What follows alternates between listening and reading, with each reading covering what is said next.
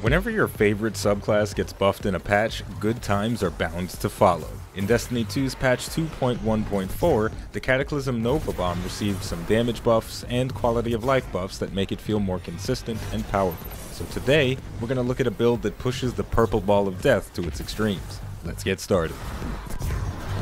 Some of the builds I've showcased have been complex, but this time it couldn't be simpler. There's some nuance to optimizing its play, but there aren't a lot of moving pieces here. For our exotic armor, we're using the Skull of Dire Ahamkara. This exotic helmet features the perk Actual Grandeur. While casting Nova Bomb, you have additional damage resistance, and Nova Bomb kills grant super energy. If you kill enough enemies, you can completely refresh your Nova Bomb. That sounds awesome, because it is, but there are plenty of situations where you won't be able to completely refresh your bomb, but that's okay because the rest of our build will help us get our super back faster. For this build, I didn't have the perfect setup equipped because Destiny doesn't allow you to change mods on gear without destroying the mod or the gear, and I didn't feel like destroying any of my other builds. But I'll still tell you what the ideal setup looks like. For mods, we're using 5 super mods, which reduces the base cooldown of the super to 3 minutes and 30 seconds. On our helmet, we have the perk Ashes to Assets, which increases the super energy we gain from grenade kills. For our gloves, we should have Impact Induction, which reduces our grenade cooldown when we melee an enemy. And for our boots, we should have Dynamo. Activating our class ability in proximity to enemies grants super energy. With this setup, even a poorly placed Nova Bomb won't leave us twiddling our thumbs for very long. So now that we know the components, let's get into the field and talk more about unlocking this build's full potential. Alright, for today's testing we are jumping into the Garden World Nightfall Strike. This is one of my least favorite Nightfalls because of the way the final boss fight is designed, but we're going to have a good time up until we get to the final boss, at which point I'm probably going to get salty and quit the mission. So, before we get started, I'm going to charge up our grenade and throw it out at this pack of enemies. The main thing that we're going to look to do with our grenade is kill major enemies. Our grenade is going to be very, very infrequent because our build is not focused on neutral gameplay at all. It's all about that super, and until we get it, it's going to be a little bit boring. So really, I could skip until I get my super, which will be in about 2 more minutes. So I'll just use the magic of editing to skip to the fun part for you guys. Okay, as we run through this portal, we are ready to start having some real fun here. We have our super charged and ready to go. We have a grenade ready just in case we don't refresh it in its entirety, and we also have a melee to cut down on that grenade cooldown by about 50%. So let's get the real party started. As we go through now, although this build is really fun and throwing infinite Nova Bombs around is incredibly satisfying, we do have to be conscious of when and where we throw it. We want to try to always make sure we're throwing our Nova Bomb at a pack of enemies that should guarantee a refresh. Like right there, that was only 4 guys, so it wasn't really enough for a full refresh, but we still got a decent amount of mileage out of it. We see a large pack over there, gonna throw the grenade out and let it work a little bit of its magic. Unfortunately, I think my placement was a tad bit off, so I didn't get the full effect of it really, but that is okay. Gotta stop teleporting around, boy. I'm still gonna get you. So even though we messed up a little bit, we are still very close to our super activation again, and I'm not really gonna press my luck with the melee, or at least I shouldn't, because I don't have any form of health sustain, unlike a lot of the other builds that we've seen with the Stag and the Karnstein armlets. But sometimes I like being a little bit ballsy. I think I just broke my knees on that little jump thing there. We got a lot of harpies in this area, but some of them are hiding behind a force field. I think they came out a little bit. Didn't work as perfectly as I thought it would, because those 2 harpies outside of the force field kind of something weird happened with those guys. They managed to skirt away, but we're seeing it in action. This is really the best case scenario that you can ask for when you're using an exotic equipment that refreshes your super based on the number of kills you get. Most of the time, you're not going to get that full refresh, but when you do, it feels great. But what you can hope for is a partial refresh where you get the majority of the super back, so that it's only going to take us about a minute to go from about 75% to maximum, and that feels pretty good. I missed the headshot there. That's unfortunate. It's not really a headshot, is it? It's right in the gut. But yeah, so the best that we can hope for is a 75% refresh. And in the perfect ideal world, we'll just be chucking out Nova Bombs left and right. Infinite Nova Bomb style. It'll be the perfect clickbait title. Infinite Nova Bombs, question mark? Alright, so for this next part, we actually have a real opportunity to throw an infinite number of Nova Bombs because of the sheer amount of enemies. So I'm going to throw that out. It's going to kill a bunch of stuff. I don't think we killed the big Minotaur. Yes, we did, and of course, we got the full refresh. That guy almost blew up. And that would have probably killed me. I'm going to send out another Nova Bomb for this next humongous pack. And I'm too cool to look at the explosion. I'm just going to let it do its work. Oof. That emergency rift definitely saved my ass there. But I'm going to have to keep in mind, unlike with the stag build, I'm not going to have that rift for 83 seconds. And that is a very long time. Okay. So moving into the next area, we do again have our super. Just got to be careful about when we activate it, trying to make sure that we get as much energy back as possible. Because when we do have our super, the neutral game changes. Our neutral game is now Nova Bomb. And that's where it starts to come alive. But when you don't have that Nova Bomb, it's boring. It's dull. It feels like a waste. Even with the 5 super mods, our super cooldown is still about 3 minutes, assuming we're running around killing stuff.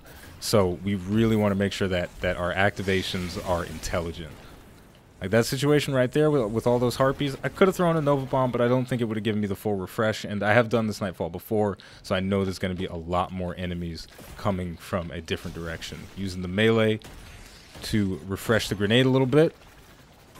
Had to reload at an inopportune moment. Let's go behind this cover. I have field prep on the shotgun, so while I'm crouched, my reload is significantly faster. Alright, so we dealt with all the exploders. Now, as we move into this next bit, we're going to have some big waves coming out. So we will prepare for them, hover, get a nice vantage point, and watch the Nova Bomb do its work. Instant refresh. We'll throw out another one. This one is not going to... Alright, those guys tried to dodge it. That one didn't do as well, but it's okay. And I'll tell you why. Because we're prepared for this. We've got Ashes to Assets on our helmet. We've got a grenade charge. So in the next area that we move to, we're going to make use of both of those. Provided we make it there. I'm playing a little bit poorly right now. Alright, moving into this next area. 3 Minotaurs are going to spawn. We've got this bubble right here that we got to break to deactivate the shield on the main Minotaur. Charge up a grenade, throw it at his feet. Get some damage on him. I'm going to pull away. I don't think the grenade's going to be enough to get a kill. That's unfortunate. Oh, yes it did. I tapped him just enough with the machine gun, and the grenade cleaned him up. So we are going to have the Nova for the next encounter. I was originally hoping that maybe I could use the Nova to kill the Minotaur, but it ultimately wasn't necessary because our grenade did the heavy lifting. At this point, though, you've seen pretty much all that the build is supposed to do. It's supposed to give you as much access to Nova Bomb as possible, provided you're not playing like a potato, you're making intelligent decisions about when you throw and when you save.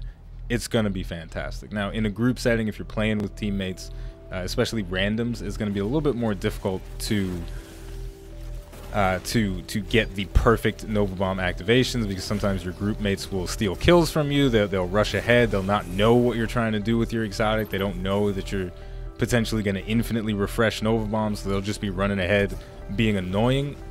But if you are in a controlled setting in a group doing the raid, especially the second encounter in the raid, coordinate with your team. Tell them, look, I can throw infinite Nova Bombs. Do not kill enemies. As long as I have my Nova Bomb, let me do the work. Let me go in there, throw that Nova Bomb out, get the refresh, and keep the chain going. So communication is definitely going to make this exotic more enjoyable to use.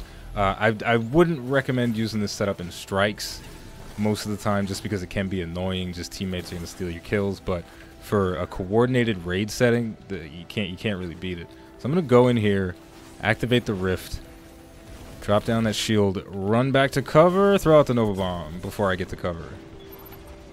Everything is dead, and the refresh... You know what? We can throw another one. Screw it. Because there's still plenty of enemies to drop.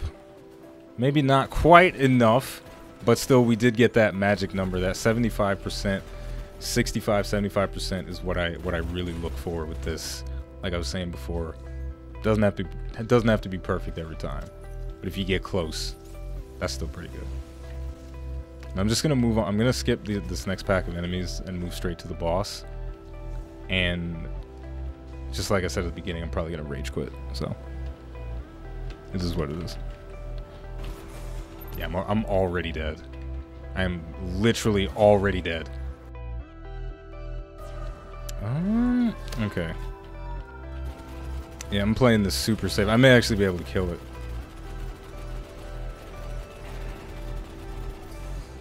Oh no! There we go. Alright, we're done. We're totally done. It's fine. It's fine. It's totally fine. It's totally fine. Definitely not doing that again. Oh, definitely not doing that again. Alright, but look, you guys get the gist of it.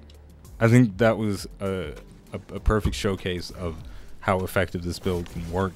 There are a lot of situations in which the Skull of Dire Ahamkara is going to be ineffective because there's just not enough, a high enough concentration of enemies for you to get back the amount of super energy that you need. The Gofanon Forge is a perfect example. There's just not a high enough concentration of enemies on it. The Berguzia Forge, phenomenal. You throw Nova Bombs like a wild man in that forge. Even the Cabal Forge, the Volunder Forge, it's phenomenal for it. But there are plenty of situations where this build is just going to feel very lackluster. You just got to take it out in the right circumstances. When you know you're going into a densely populated area, put that skull on, get that Cataclysm Nova Bomb ready, and do work. If you're going into something that's not as densely populated, go for a Nezarec Sin build, and you'll have a similar effect. You won't throw as many Nova Bombs, but you get a lot more grenades, a lot more melees as well. And there we go. That's going to do it for the build for today. I have a Titan build coming up in the future to go along with the buffs that the Sunbreaker Titan received in patch 2.1.4, and I'm finally going to dive into the Hunter because they received some exciting changes as well. So, stay tuned for more. With all of that said, we're going to wrap things up here by saying the name of the game is Destiny 2. The name of the channel is iBluairJgR. If you enjoyed this video and you'd like to support the channel more than you already do just by watching, liking, subscribing, and commenting, you can head over to patreon.com/iBluairJgR and become a patron. Thank you for watching, and I'll see you next time.